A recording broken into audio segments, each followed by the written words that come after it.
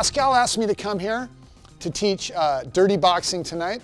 I'm the founder of Warrior Arts Alliance. I met Dan Inosanto in 1985 through his daughter, Diana Inosanto, and it totally changed my life, meeting him and finding out about what he did. So Dan Inosanto and Bruce Lee were on a mission to research all of the world's martial arts, to find what worked for real in a real fight. Absorb what is useful, reject what is useless, and to add what they thought they could add on their own. So right around that time, I kind of made up my mind that I was going to try to follow in their footsteps. Yeah, so since then, I went on to get my black belt in Brazilian Jiu-Jitsu and get my silver glove in boxe-thai silat. Traveled to the Philippines about 20 times to study Filipino martial arts. And I've been to Thailand several times to do Thai boxing. What we'll be doing tonight is Filipino boxing. It's a mixture of boxing and silat that comes from Master Juanito Lacasta and taught to Dan Inosanto and then taught to me. But I've kind of taken what I learned from Dan Inosanto and added my own flair to it. This is the tight cover.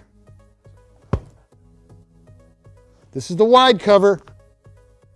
Nice thing about panuntukan or suntukan or Filipino boxing, or what we call dirty boxing, is we have really good elbows and knees, similar to how Muay Thai has really good elbows and knees. Did this defense, that's your tight cover. Now you're gonna come back with your right elbow, and then left knee. Okay, so once again, he hits with that right hook, so you cover up. Notice I'm coming with a right elbow, left head control, and then left knee, see? If he comes on the other side, I cover up here, so now it's left elbow, and a right knee. Okay? Okay, let's look at that again. If he comes with the right here and I cover up here, I go elbow, knee. If it comes on this side, left elbow, right knee. I'm Daniel Sullivan. I'm the head instructor of Warrior Arts Alliance, also the founder and head instructor of OC Kickboxing and Mixed Martial Arts in Irvine, California, USA. Vertical punch, elbow, knee. You have finger jab, which you want to, there's strength in numbers. Yeah, so you don't do it like this. You want to put your fingers together and tuck, don't leave your thumb out, tuck your thumb in so you can, you won't injure your own fingers. Finger jab, elbow, knee. You do it on this side, finger jab, elbow, knee. This one doesn't have as much reach, but the advantage is it doesn't require as much accuracy. And you have a chance of getting both eyes. And you can feel your way into the eye sockets, rip the eyelids or the eyes. There's a lot of people out there, they say, fighters can eye gouge too. I agree with that. They do it in the UFC all the time. And you can say, anyone can do that. But to be able to do it at a level like Bruce Lee could do it, that's another thing.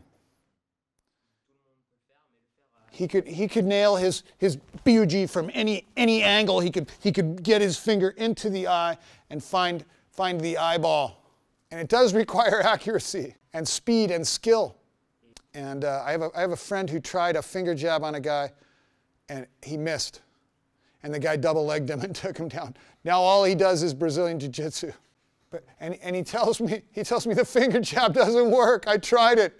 I go, man, you missed. You missed him. Are you going to tell me now a punch doesn't work because you missed? An elbow doesn't work because you missed? Don't be a moron. Elbow, knee on this side, the claw. Elbow, knee. The last one. Palm and claw. Elbow, knee. It comes on this side. Palm to claw. Elbow, knee. When he throws the cross, that's the backhand gunting or the parry to wide cover.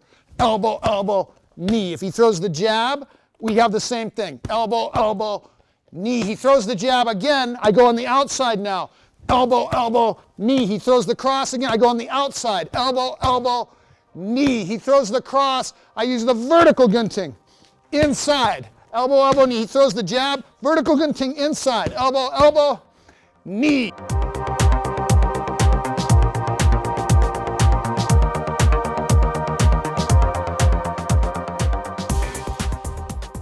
I love being here in France. Pascal's group is very good, very talented people.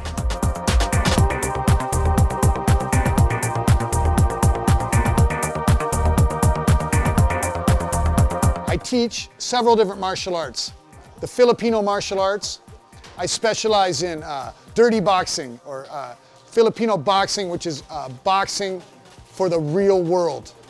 So it's sort of similar to Thai boxing, but there are absolutely no rules. I also teach Muay Thai. I teach Jeet Kune Do. I'm a black belt in Brazilian Jiu-Jitsu. I teach boxe-français savate. I teach mixed martial arts. I teach all of these different things at my Mixed Martial Arts Academy in Irvine, California. Using the vertical gunting to get into the clinch with the hand trap. Look at how cool this is, because when you crash in with that and you trap this, you see where you're going to get wrist control here? So that gives you the inverted knee sandwich, which is like that.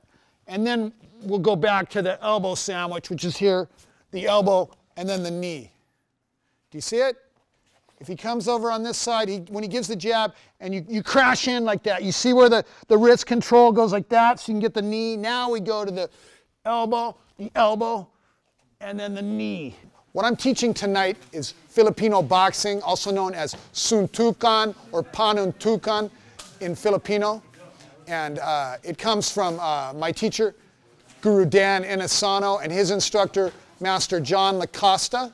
And it's a mixture of boxing that the Americans brought into the Philippines, mixed with silat from the southern Philippines. So the next one, we're going to get in the headbutt. Okay. So when he throws the cross, and you do it here, and you get the head, I want you to pull the head down first. Now when his head comes up, he wants his head up. So when his head comes up, that's when you headbutt. So now we'll go back to the elbow, and then the knee. Head is down, you knee. When the head is up, you elbow. If I do it on this side, when he throws the jab, and you go like that, you see when you get the head pulled down, now when his head comes up, now I'm using the right side of my head now, see? The right side of my head to get his nose, and then you're going to throw his head into your sandwich elbow, and then the knee. I really like mixed martial arts. I hope that France will make it legal and mixed martial arts will come up in France. And what I teach is mixed martial arts for the real world. So reality-based mixed martial arts. What that means is you have mixed martial arts for sport, and then you have mixed martial arts for the real world, for self-defense, for survival scenarios. So to me, the mixed martial arts for sport are a subset of the total package of mixed martial arts for the real world. In other words, in my opinion, you need to know boxing. You need to know Thai boxing. You need to know Brazilian Jiu-Jitsu, wrestling, because everyone is going to be doing it in the future. The little kids are growing up with the UFC. The parents are already doing it. So if you think you're going to be able to defend yourself without learning a little bit of Thai boxing, Brazilian Jiu-Jitsu, I think you may be mistaken. Now that's not the whole package. You also want to add in my opinion, arts like Filipino martial arts that are more about the combat side as opposed to the sports side. You crash in here, you go like that. So that's your that's your headbutt, your shoulder butt, you catch the head. And now we're going to elbow and then knee. We have one where you go 1, 2, and then you slide and you. This is kind of a form we do. I know a lot of people will look at it and go, wow, very, very violent. And that's true. But people are violent. So in Filipino martial arts, we always practice with 10 times more firepower than you would probably really need. In my opinion, I've done a lot of research into the martial arts. I don't think there's another method that's better for real world fighting than what I'm presenting to you. I only have a short time with you, but I don't think there's a better way to defend yourself for the real world. And the nice thing about it is that with the Filipino martial arts, according to my teacher, Guru Dan, he said that you can be as brutal or as humane as you want to be with the Filipino martial arts. Yeah, so usually in self-defense situations, it's usually the smaller, weaker person who's being attacked by the bigger, stronger person, or the person who has a weapon, or there's going to be more than one. They never want a fair fight, right? So this can be an equalizer with your bare hands, because I understand that you're not allowed to carry a knife. You're not allowed to carry a gun. So, you know, very important to be able to protect your family. And you never know when you may be stuck in a situation where people are going to try to hurt you.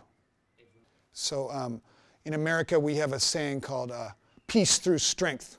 And that's what I believe in, you know, that the martial arts are made to protect you and your family, not to hurt others. Good job!